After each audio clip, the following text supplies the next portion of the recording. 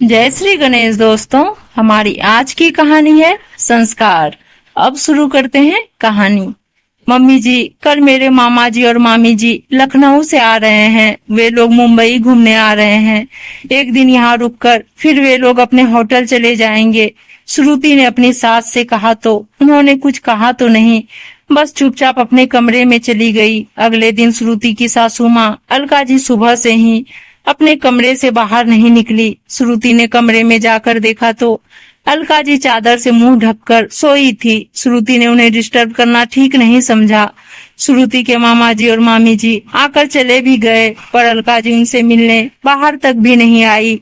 मामी जी के पूछने पर श्रुति ने यह कह दिया कि उनकी तबीयत खराब है, पर उनका यह व्यवहार श्रुति की मामी जी को बहुत अटपटा लगा। पर मेहमान थी, क्या कहती।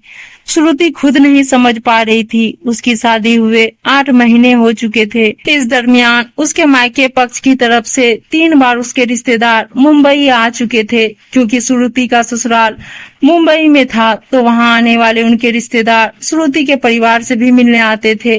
पर हर बार श्रुति की सासू माँ किसी न किसी बहाने से उन लोगों से मिलना टाल जाती थी। कारण श्रुति की समझ से बाहर था। पर धीरे धीरे यह बात श्रुति के मायके में फैल चुकी थी कि श्रुति की सास कुछ अजीब किस्म की महिला है जो किसी से भी मिलना पसंद नहीं करती है। श्रुति, अलका जी ने आवाज लगाई। जी मम्मी जी, कल मेरी बहन और उसका परिवार हमारे यहाँ आ रहा है। 2 दिन यहाँ रुकने के बाद वे सब गोवा के लिए निकल जाएंगे। हमें उनकी अच्छे से खातिरदारी करनी है। जानती हो, मेरी बहन की बहू पहली बार हमारे यहाँ आ रही है।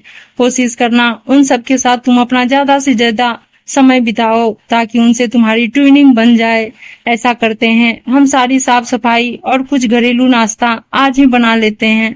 अलका जी ने निर्देश दिया। जी मम्मी जी, क्या श्रुति काम में जुट गई।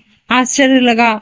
अगले 3 दिन तक अलका जी पूरा समय काम में लगी रही। 1 मिनट के लिए भी वह दोपहर में अपने कमरे में जाकर नहीं लेटी, बल्कि बराबर मेहमानों की आवभगत करती रही। ऐसा पहली बार नहीं हो रहा था। अलका जी पहले भी ऐसा कई बार कर चुकी थी। जब भी अलका जी के मायके या ससुराल की तरफ से रिश्तेदार आते, अलका जी खूब खातिरदारी करती। पर श्रुति के मायके पक्ष के रिश्तेदारों को देखते ही वह खाट पकड़ लेती। अब कुछ कुछ श्रुति को समझ आने लगा था। उसने मन ही मन कुछ ठान लिया था। श्रुति, आज शाम को तुम्हारे पापा जी के कुछ मित्र आ रहे हैं। थोड़ा नाश्ता घर में बना लो। मैं बाजार जा रही हूँ उन सभी के लिए उपहार खरीदने। शायद मुझे थोड़ी देर हो जाए। कहकर अलका जी पर्स थाम घर के बाहर निकल गई। शाम के 5 बजे अलका जी घर लौटी तो घर में सन्नाटा पसरा था। अलका जी सामान रखकर किचन में आई तो किचन बिल्कुल खाली था। अलका जी गुस्से से भर उठी, पर अपने गुस्से को जब्त कर वे श्रुति के कमरे में आई। पर श्रुति तो चादर ढककर सोई थी। श्रुति, यह क्या, तुम अभी तक सोई हो। जानती हो 5 बज रहे हैं। 1-1.5 घंटे में सब लोग आ जाएंगे। अभी कुछ भी तैयारी नहीं हुई है। तुम्हें कुछ फिक्र है या नहीं। अलका जी अपने रूम में बोले चली जा रही थी। मम्मी जी, मेरी तबीयत कुछ खराब सी लग रही है। मुझसे कुछ काम नहीं हो पाएगा। श्रुति ने लेटे हुए ही कहा। ऐसे कैसे अचानक तुम्हारी तबीयत खराब हो गई। सुबह तक तो तुम ठीक थी। मैं सब समझती हूँ। यह सब तुम्हारे बहाने हैं काम ना करने के। यही है तुम्हारे संस्कार। अलका जी के क्रोध की सीमा न थी। बस मम्मी जी, मेरे संस्कारों की बात ना कीजिए। आज तक मैं अपने संस्कार ही तो निभा रही थी, पर यह जो मैंने आज किया, यह मेरी ससुराल के संस्कार हैं जो मैंने आपसे सीखे। आपने हर बार अपनी बातों एवं तौर तरीकों से मुझे यही समझाया कि इस घर के मेहमान सबके मेहमान हैं और मेरे रिश्तेदार सिर्फ मेरे रिश्तेदार हैं। मेरे मायके पक्ष से किसी के भी आने पर आप कमरे से बाहर तक नहीं निकलती हैं। यह संस्कार मैंने आपसे ही सीखे हैं। श्रुति की आवाज भर गई। मुझे माफ कर दो श्रुति, मैंने तुम्हारा बहुत दिल दुखाया है। मेरी सास भी यही करती थी, हमेशा मेरे मायके वालों को अनदेखा करती थी। वही गलती मैंने भी कर दी।